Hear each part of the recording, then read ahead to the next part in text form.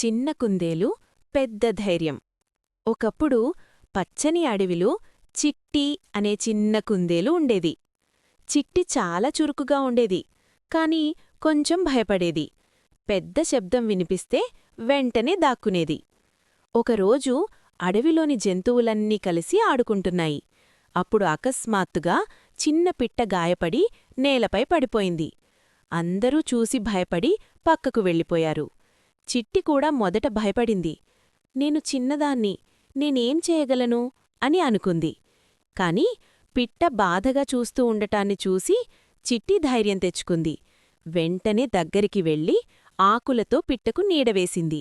దగ్గర్లో ఉన్న చెరువునుంచి నీళ్లు తీసుకొచ్చింది. కొద్దిసేపటికి పిట్టకు బాగానే అనిపించింది.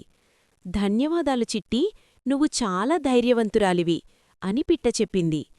అన్ని జంతువులు చిట్టిని చూసి ఆశ్చర్యపోయాయి. ఆ రోజునుంచి చిట్టి ఇక భయపడలేదు. తనలో ఉన్న ధైర్యాన్ని గుర్తించింది.